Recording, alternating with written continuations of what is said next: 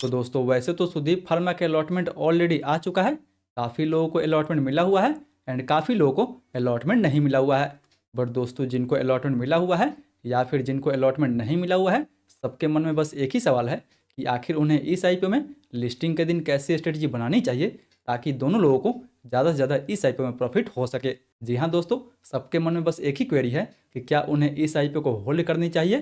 Cell करनी चाहिए या फिर इस आईपीओ में उन्हें फ्रेश एंट्री बनानी चाहिए। तो अगर सेम क्वेरी दोस्तों आपके मन में भी है तो ये वीडियो बिल्कुल आपके लिए है, क्योंकि इस वीडियो में हम लोग इसके लिस्टिंग को लेकर एकदम से डिटेल में बात करने वाले हैं एंड बात करेंगे कि आखिर हमें इस आईपीओ को होल्ड करनी चाहिए, सेल करनी चाहिए या फिर इस आईपीओ में हमें फ्रेश एंट्री बनानी चाहिए। जी हाँ दोस्तों, आप बस इस वीडियो के अंत तक बने रहें ताकि ओवरऑल आपको लिस्टिंग के दिन कैसी स्ट्रेटजी बनानी चाहिए उसका एक बेटर व्यू मिल सके। तो फिर चलिए बिना आपका समय गंवाए सीधा वीडियो में आगे बढ़ते हैं। लेकिन उससे पहले दोस्तों, अगर आप इस चैनल पर नए हैं तो कृपया इस चैनल सब्सक्राइब कर इस वीडियो को एक लाइक जरूर दीजिए ताकि जो भी आगे का नोटिफिकेशन है वो आप तक टाइमली पहुंच सके। अब चलिए सीधा आगे बढ़ते हैं और सबसे पहले बात कर लेते हैं इस आईपीओ रिलेटेड जीएमपी के बारे में, ताकि आपको पता लग सके कि फिलहाल इसके ग्रे मार्केट में क्या डिमांड बना हुआ है, पर लॉट पे आपको कितना ज़्यादा प्रॉफिट मिल सकता है। तो दोस्तों फिलहाल अभी इसके ग्रे मार्केट में वही लगभग 15 से 17% के आसपास डिमांड बना हुआ है।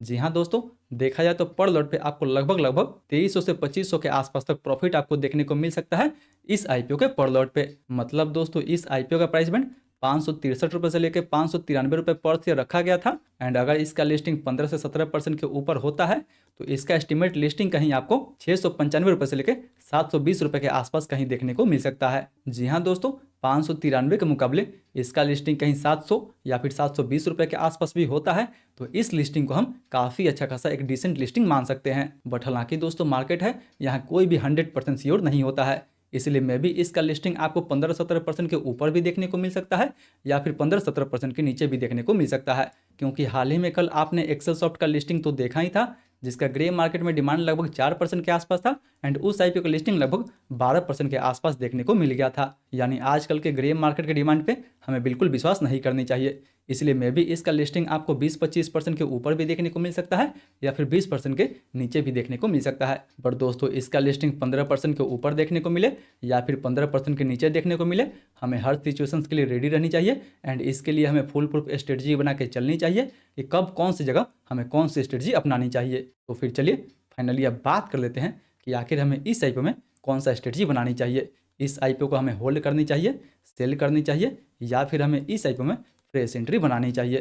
तो दोस्तों अगर सबसे पहले बात करें इस आईपीओ में फ्रेश एंट्री के बारे में कि क्या हमें इस आईपीओ में फ्रेश एंट्री लेनी चाहिए या फिर नहीं लेनी चाहिए। फ्रेश एंट्री लेनी चाहिए तो शॉर्ट टर्म का व्यू लेके हमें इस आईपीओ में फ्रेश एंट्री बनानी चाहिए या फिर मीडियम टर्म का व्यू लेके हमें इस आईपीओ में फ्रेश एंट्री बनानी चाहिए। तो दोस्तों फ्रेश एंट्री के लिए हमें सबसे पहले कंपनी के वैल्यूएशन के बारे में जानना होगा कि आखिर ये कंपनी अपना आईपीओ किस वैल्यूएशन पे लेके आई थी। तो यहाँ पे देखा जाए तो ये कंपनी 563 रुपये से लेके 593 रुपये के प्राइस पॉइंट पे ये कंपनी अपना आईपीओ लेके आई थी। यानी मैक्सिमम ये कंपनी अपना आईपीओ वही लगभग 48 के पी पे लेके आई थी, जबकि दोस्तों इसका लिस्टिंग 695 रुपये के आसपास या फिर 720 रुपये के आसपास भी होता है, तो इसका लिस्टिंग पी कहीं 55 से लेके 57 के आसपास तक देखने को मिल सकता है। हालांकि दोस्तों 55 से 57 का पी तो काफ़ी महंगा माना जाएगा इस सेक्टर के लिए एंड इस कंपनी के लिए, बट फिर भी दोस्तों इसके ज़बरदस्त डिमांड को देखते हुए हम इसके पी रेशियो को थोड़ा सा एक्सटेंड करते हैं एंड लगभग 60 से 65 का भी पी रेशियो के हिसाब से देखते हैं, तो इसका टारगेट कहीं 780 रुपये से लेकर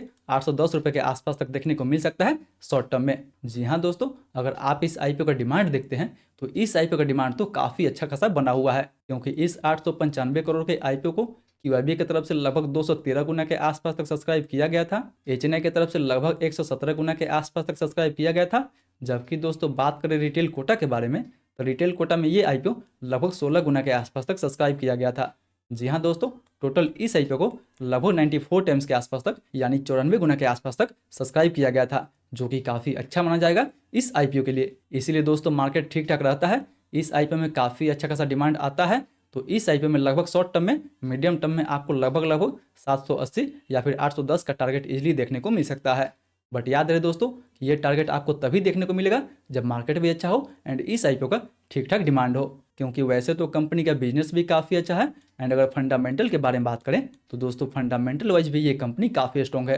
कंपनी एकदम से डेट फ्री है, जिसका प्रॉफिट मार्जिन भी लगभग आपको 27% के आसपास देखने को मिल जाएगा। एंड हाँ दोस्तों, इस कंपनी के लिए अच्छी बात यह है कि कंपनी जो मैनेजमेंट है वो इसके revenue growth and profit margin को मेंटेन करने के लिए आगे काफ़ी कॉन्फिडेंट है, जो काफ़ी अच्छा माना जाएगा इस आईपीओ के लिए। इसीलिए अगर लिस्टिंग के दिन इस आईपीओ का डिमांड ठीक ठाक रहता है तो मे भी शॉर्ट टर्म में 780 या फिर 810 का इजीली आपको टारगेट देखने को मिल सकता है। इसलिए अगर आपको इस आईपीओ में फ्रेश एंट्री बनाना है तो मे भी इस आईपीओ में एक छोटा सा नीचे के लेवल पे स्टॉप लॉस रख के ठीक ठाक आप इसमें फ्रेश एंट्री बना सकते हैं। वहीं अगर बात करें कि क्या हमें इस आईपीओ को होल्ड करनी चाहिए या फिर सेल करनी चाहिए, तो दोस्तों अगर आपको इस आईपीओ में ठीक ठाक 20% के आसपास प्रॉफिट मिलता है एंड आप इस आईपीओ को सेल करना चाहते हैं तो जी हाँ दोस्तों, 20% का भी लिस्टिंग गेंस कम नहीं होता है। बिल्कुल आप चाहें तो 20% के लिस्टिंग गेंस लेके इस आईपीओ से आप एग्जिट हो सकते हैं, क्योंकि मार्केट में ऐसे बहुत लोग होते हैं जो हर आईपीओ में केवल लिस्टिंग गेंस के लिए ही पैसा लगाते हैं। तो अगर उनमें से भी आप एक हैं तो बिल्कुल आप इस आईपीओ से जो भी लिस्टिंग गेंस आपको मिल रहा है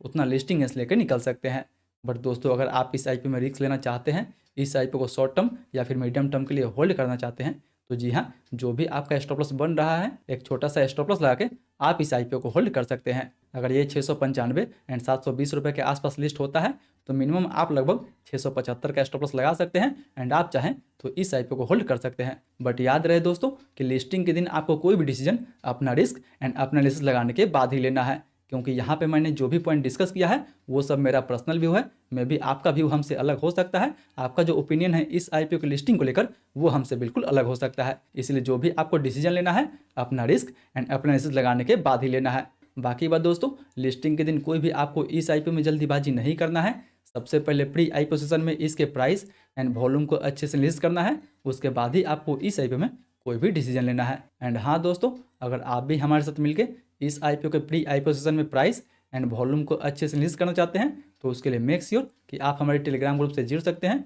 जिसका लिंक भी आपको नीचे डिस्क्रिप्शन बॉक्स में दिया गया है, जहाँ पे हम लोग हर आईपीओ के प्री आईपीओ सेशन में अच्छे से लिस्ट करते हैं एंड ये देखने की कोशिश करते हैं कि लिस्टिंग के बाद उस आईपीओ में अच्छा खासा सप्लाई आ सकता है या फिर ठीक ठाक डिमांड आ सकता है। बाकी बात दोस्तों, ये तो था मेरा पूरा पर्सनल ओपिनियन इस आईपीओ की लिस्टिंग डे स्ट्रेटजी को लेकर। आपका क्या ओपिनियन है, आपका क्या व्यू है इस आईपीओ की लिस्टिंग को लेकर? आप इस आईपीओ को होल्ड करने वाले हैं, सेल करने वाले हैं या फिर आप इस आईपीओ में फ्रेश एंट्री बनाने वाले हैं? वो भी हमें नीचे कमेंट करके जरूर बताएं। बाकी बात दोस्तों, आज के लिए बस इतना ही। फिलहाल अभी मीशो का आईपीओ जल्द ही ओपन होने वाला है, इस वीडियो पर टैप करके मीशो का आप थोड़ा बहुत जानकारी यहाँ से ले सकते हैं।